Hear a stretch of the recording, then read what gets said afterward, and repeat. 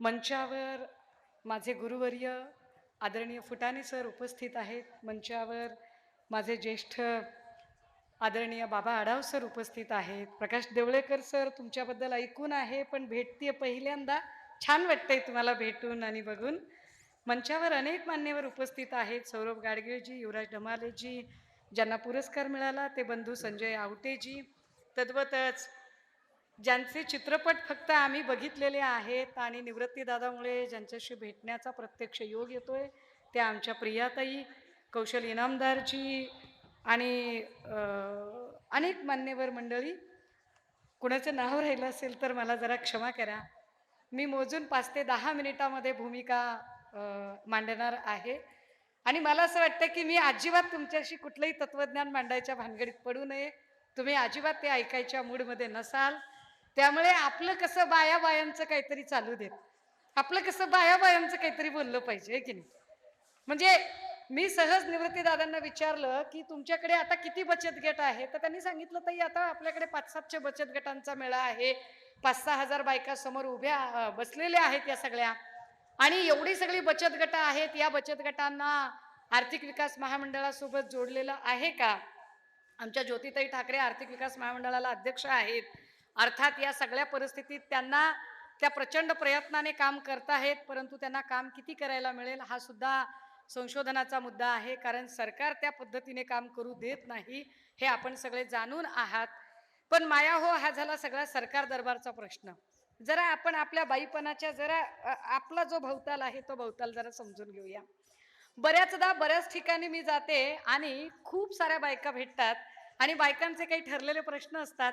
त्यातला एक प्रश्न बायकांचा असतो, ताई आम्हाला सुद्धा तुमच्यासारखंच काम करावं वाटते बरं का, पण हिथल्या बाया लईच बेकार आहेत बघा, नुसती एकमेकीची पायच वडतात. ठरलेलं वाक्य असतं हा, आणि हे तुम्हाला सुद्धा अनुभव आलेला असेल. आणि मला फार कमाल वाटते, मी असं वाक्य ऐकलं प्रत्येक ठिकाणी की आम्हालाही काम करायचं आहे, मग अडचण कुठे आहे? लक्षात घ्या, मी वारंवार सांगते की सुषमा अंधारे कुठेही सोन्याचा चमचा तोंडात ठेवून जन्माला आलेली मुलगी नाही. माझं BA MA पर्यंत शिक्षण होईपर्यंत माझ्या घरात सोडा माझ्या अख्ख्या गावात लाईट नव्हता. अशा परिस्थितीतनं आलेली मी मुलगी आहे. अनेक लोकांना वाटतं की माझ्या घरातले लोक किती शिकलेले असतील, परंतु तुम्हाला सांगितलं पाहिजे की माझं कुटुंब काय, माझ्या संबंध समूहातली मी पहिली ग्रॅज्युएट आहे. त्यामुळे तुमची इच्छाशक्ती जर असेल तर तुम्ही निश्चितपणे पुढे जाऊ शकता, काम करू शकता. फक्त 2-4 गोष्टी गरजेच्या असतात. त्यातली एक महत्वाची गोष्ट बुद्ध सांगतात, तृष्णा दुःखाचे मूळ कारण आहे. तुमच्या तृष्णा जरा कमी केल्या तर तुम्ही फार सुखी आयुष्य जगू शकाल. त्याचं फार सोपं उदाहरण सांगायचा प्रयत्न करते. म्हणजे होतं असं की सगळ्या बायका आपापल्या घरात असतात. कधीतरी कुणाच्या तरी लग्नाची पत्रिका येते आणि एखादी बाई काम करत करत घरातल्या लेकराला सांगत असते, पिंट्या पत्रिका वाच कुणाची आहे. पिंट्या सगळी पत्रिका वाचून दाखवतो की अमक्या अमक्याचं लग्न आहे, अमक्या अमक्या ठिकाणी जायचंय. आणि बाई त्याला कळो की न कळो पण बाईच्या तोंडाचा पट्टा सुरू होतो आणि म्हणते, हो काय जायचंय त्याच्या लग्नाला, मागच्या वेळेला गेले होते की. हा, साधी कचकुर बांगडीच फुटायची, पण बांगड्या तर भरल्या का तिनं? चला बाबा हिला हात हात बांगड्या भरा, तिला बांगड्या भरलेल्या नव्हत्या. तर बाईचं परत चालू असतं, हो भरल्या की बांगड्या, कापड मापड चुलीचा पोतरान फाटूनच जायचा. आणि एक लुगडं तर घेतलं का? तिला चांगली अशी भरजरीची पैठणी घ्या, तर तिचं पुन्हा चालू असतं, हो घेतलं की एक लुगडं तोंडावर मारायला, पण साधं नाहू माकू तर घातलं का? गेलते इतक्या दिवसानं तिच्याकडे. तर तिला चांगली मरियाई पाजळल्यासारखी अशी किलोभर तेलामध्ये नाहू घाला, चांगली 2-4 हंडे पाणी उकळते तिला आंघोळ घाला, तर तिचं पुन्हा असतं, हो घातलं की नाहू माकू. हा, आणि पदरात भाकर तर बांधून दिली का? तिला चांगली अशी शिदोऱ्याची चौड बांधून द्या, तिचं पुन्हा चालू असतं, हो दिली होती की भाकर, पण साधी पाठीवर सोडायला तर आलती का? तिला चांगली बस स्टँड मध्ये न्या, तिला बस मध्ये बसवून या, तर पुन्हा तिचं चालू असतं, हा आलती की सोडायला. आणि दुमार येतं म्हणली का? एवढे सगळे जर तुमचे आडेवेडे असतील, रुसवे फुगवे असतील, मानपान असतील, तर कुठली बाई तुम्हाला स्वहस्ते सहर्ष मनाने आनंदाने कार्यक्रमाला बोलवेल बरं? आपले मानपान जरा आपण कमी करूया का? आपल्यातले हेवे दावे जरा आपण कमी करूया का? ई हृदयीचे ती हृदयी बोलताना आपण एकमेकींचे दोष जरी दाखवायचे असतील तर ते जरा दाखवताना समोरची बाई दुखावली जाणार नाही याची जरा काळजी घेऊन आपण बोलूया का? कारण होतं काय, कायम ही सगळी जी पुरुष मंडळी आहेत ती बोलताना बंधुभाव बंधुभाव असा शब्द वापरत राहतात, पण भगिनी भाव असा शब्दच त्यांच्या तोंडात येत नाही. कारण मुळात आपणही भगिनी भाव जपत नाही. एकमेकींबद्दल भगिनी भाव जपणं फार गरजेचं असतं. आपण तो भगिनी भाव जपतो का? एकमेकींची काळजी एकमेकींच्यासाठी घेतो का? एकमेकींना आपण खऱ्या अर्थाने आधार देतो का? हे जास्त महत्वाचं.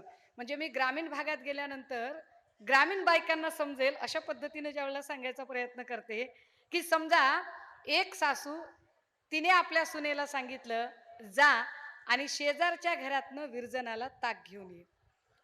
सून शेजारच्या घरात गेली, ताक आणायचा प्रयत्न केला. ती ताक आणायला जाणार होती, पण जशीही तिने तिच्या अंगणामध्ये पाय ठेवला, बघितलं तर अंगणात असं काळं भिल लेकरू बसलेलं. लेकराचं असं डेचकीसारखं पोट बाहेर निघालेलं. एक दुधाचा काला मोठ्या अशा तामणामध्ये करून ठेवलेला. लेकराचा नाकातला शेंबूड त्या दुधाच्या काल्यात चाललेला. डोळे काजळानं लिडबिड झालेले. लेकराचा हात कधी शेंबडात, कधी दुधात, कधी तोंडात. माशा सगळ्या घो घो घो घो करायला लागलेल्या. सुनेला ताक मागण्याचा विसर पडला आणि सून एकदम म्हणजे ती विसरून गेली की आपण कशाला आलोय. आणि तिने समोरच्या बाईला सांगितलं, काय माय आमच्या तर घरी आल्यावर सारखं आपलं आम्हाला तलही सांगता असं पाहिजे तसं पाहिजे, स्वच्छता पाहिजे, टापटीप पाहिजे. हे आपल्या घरातलं गदरढ्यान लेकरू बघितलं का कसं लेकरू ठेवलंय ते. बाईला राग आला. आपल्याच घरात येऊन आपल्याच लेकराला कोण बरं बोलत आहे. बाई तावातावाने बाहेर आली आणि म्हणाली, माझ्याच घरात येऊन माझ्याच लेकराला बोलणारी तू कोण गो व्हयमाली? ते म्हणली, मी कशाला काय बोलू, मी शेजारच्या घरातली, मी यशोदा त्याची सून. आत्याबाई म्हणल्या धुरपता त्याकडनं जाऊन ते जणाला ताक आणायला आली होती. बघितलं तर हे असं गचाळ लेकरू. माय आमच्या तर घरातलं येऊन सांगता ज्ञान सांगे लोकाला शिंबूड आपल्या नाकाला. काय बोलता हो तुम्ही? बाई म्हणली, ताक बीक काही मिळणार नाही, चल चालती हो, आल्या पावली निघून जा. सून आल्या पावली निघून गेली. सासूने विचारलं, विरजनाचं ताक आणलंस का? सुनेने सांगितलं, ताक आणायला गेले होते, पण काय झालं? सुनेने घडलेला किस्सा सांगितला. सासू म्हणाली, कळलं किती फटक्या तोंडाची असते. आता बघ म्हणली, मी विरजनाचं ताक आणते. सासू आता गेली त्या घरामध्ये. सासूनेही ते सगळं वातावरण बघितलं. काळं भिल लेकरू बसलेलं, डेचकीसारखं पोट बाहेर निघालेलं, दुधाचा काला समोर ठेवलेला, लेकराचा नाकातला शेंबूड तोंडात चाललेला, लेकराचा हात कधी दुधाच्या काल्यात, कधी शेंबडात, कधी तोंडामध्ये. बाईला ओंगळवानं वाटलं, कसं वाटलं, पण बाईने स्वतःला सावरलं आणि बाई म्हणते कशी, आवय धुरपतात्या, काय माय सारखं काम काम काम चाललंय. अहो एवढं आंबली अंगाचं राजबिंड्या रूपाचं लेकरू बाहेर कसं काय ठेवलं? बाईला आश्चर्य वाटलं. आपल्या लेकराबद्दल इतकं चांगलं कोण बोल? बाई लगोलग बाहेर आली. बाई म्हणते, कोण हो? अहो मीच की, तुमची शेजारी यशवंतबाई.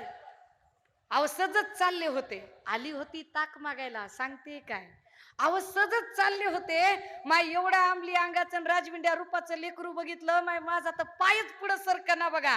एवढं देखण्या रूपाचं लेकरू अहो कसं काय तुम्ही बाहेर ठेवलं? अहो कुणाची नजर कशी लेकराला नजर लागली तर मला तर वाटलं असं पटापटा उचलून घ्यावं, नुसते पटा पटा पटा मुके घ्यावे त्याचे.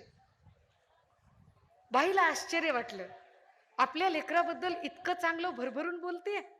आणि पुढे ती सांगते, अहो इतक्या देखण्या लेकराला रस्त्यावर ठेवताना कुणाची दृष्ट लागू नये म्हणून किमान एक काजळाचा तीट तर लावा. बाई मनाला शरमली, वरमली.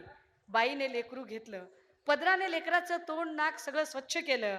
या या या बसा, मी जरा मगाशी कामात होते, विरजनाला ताक पाहिजे होतं कळलं, आत्ताच ताक हलवलंय, या पण जरा बसा, वाईट चहा करते.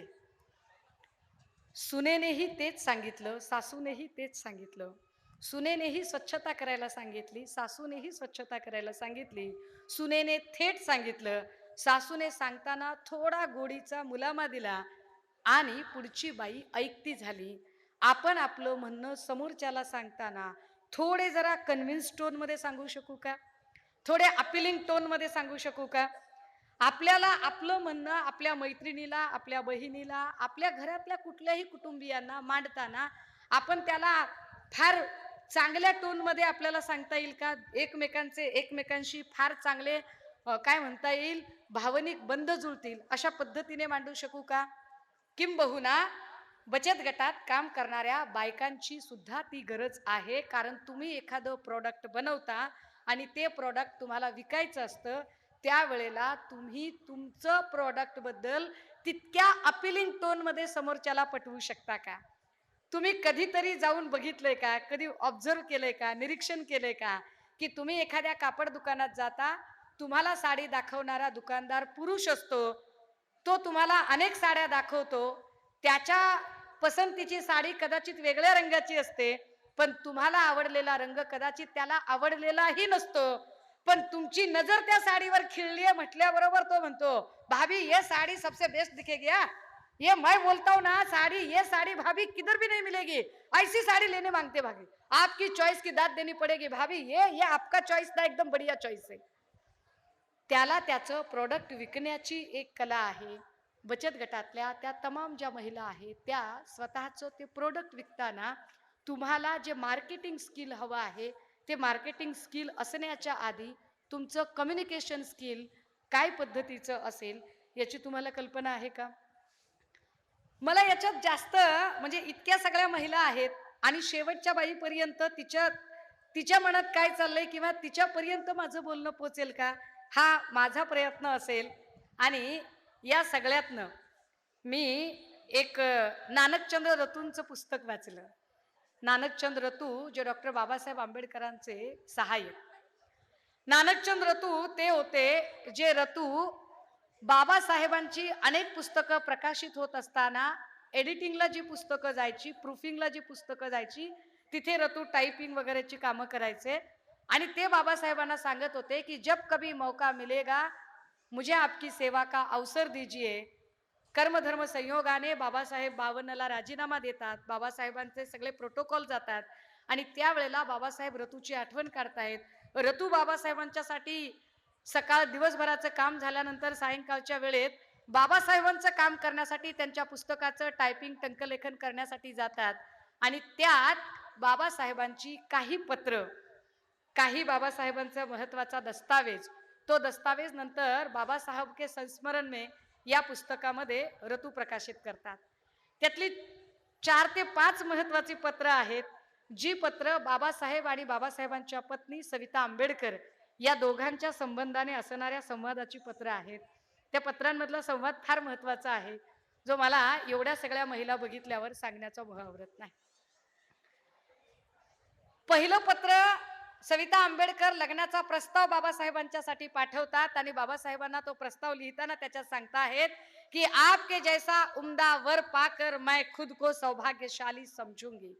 आणि त्यावर बाबासाहेब उत्तर देताना लिहिताहेत कि भावनाओं में बहकर आप कुछ भी मत लिखिए, उम्दा वगैरह शब्द तो बिल्कुल प्रयोग न कीजिए, क्योंकि मेरी उम्र जो है वो आपके उम्र से काफी बढ़त में है, आपकी और मेरी उम्र में काफी अंतर है।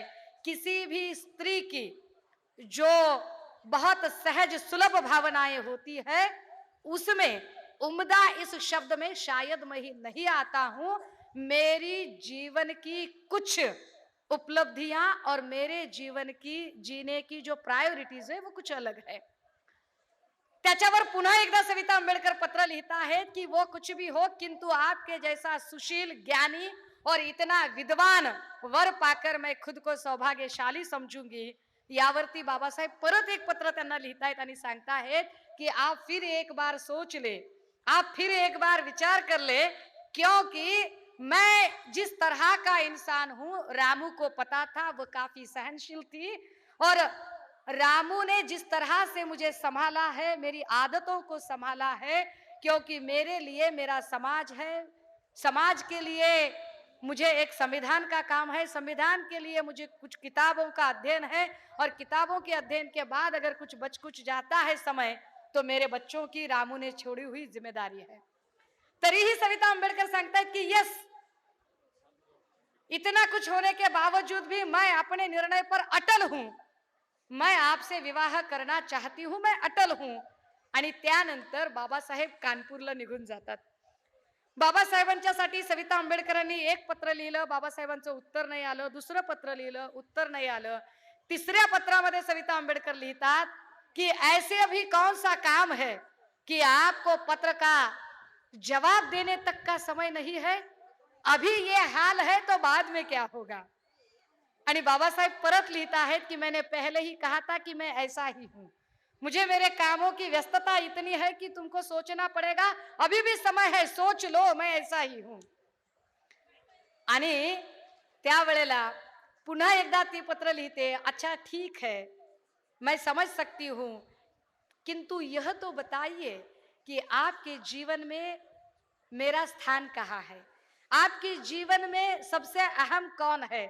आणि बाबासाहेब पत्राचं उत्तर लिहिताना सांगता आहेत कि मेरे जीवन में सबसे पहले तो मेरे वो सारे पीड़ित लोग हैं, वो सारे दबे कुचले लोग हैं, जिन दबे कुचले लोगों को लिए मुझे काम करना है.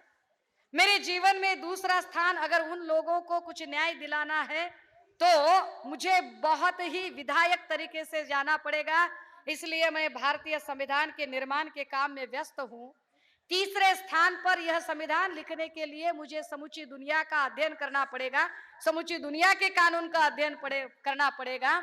तो मेरे लिए किताबें हैं और इनसे अगर समय बचता है तो रामू ने छोड़ी हुई जिम्मेदारी है. आणि माई आंबेडकरांचं पुन्हा एक पत्र जातो कि मैं बड़ी उत्सुकता से पढ़ रही थी उस पत्र को कि मेरा नाम कहाँ होगा. आपने कहा कि पहले स्थान पर समाज है, दूसरे स्थान पर संविधान निर्माण का काम है, तीसरे स्थान पर किताबें हैं, चौथे स्थान पर बड़ी दीदी ने छोड़ी हुई जिम्मेदारी है. मैं कहाँ हूं. मैं खुद को ढूंढती रही कि मैं कहाँ हूं और मैं दिखी ही नहीं वहां पर. आणि त्यानंतर बाबासाहेब जे उत्तर लिहितात, मला त्याने समारोप करावा लागेल की बाबासाहेब सांगताहेत कि मूड स्त्री, मैंने कहा कि मेरे जीवन में पहले स्थान पर समाज है, दूसरे स्थान पर संविधान निर्माण का काम है, तीसरे स्थान पर किताबें है, चौथे स्थान पर रामू ने छोड़ी हुई जिम्मेदारी है. तुम पूछ रही हो कि तुम कहाँ हो, तो तुम्हें जवाब दूं, यह सारी जिम्मेदारियां निभाने के लिए मुझे जो ऊर्जा चाहिए वह ऊर्जा तुम हो. सगळ्या महिला ज्यांना असं वाटतंय की आपण कुठे आहोत, सगळ्या कुटुंबाला उभी करणारी ऊर्जा तुम्ही आहात, त्या ऊर्जा स्त्रोताला नमन करत आजच्या या अखिल महोत्सवा उत्सव मंडळी ट्रस्टच्या वतीने ज्या ज्या पुरस्कारार्थींना पुरस्कार मिळाले त्या सर्व पुरस्कारार्थींचे मनपूर्वक अभिनंदन करत शुभेच्छा देत निवृत्ती जाधव यांनी मला इथं बोलण्याची आणि मला इथं निमंत्रित करून आपल्या सगळ्या या आनंदामध्ये सहभागी होण्याची संधी दिली. आपल्या सगळ्यांचे आभार मानते आणि निश्चितपणे बचत गटाच्या निमित्ताने शास्त्रोक्त पद्धतीने निवडक लोकांमध्ये आपण काही चर्चेला बसूया ही ग्वाही देत थांबते, रजा घेते. जय महाराष्ट्र.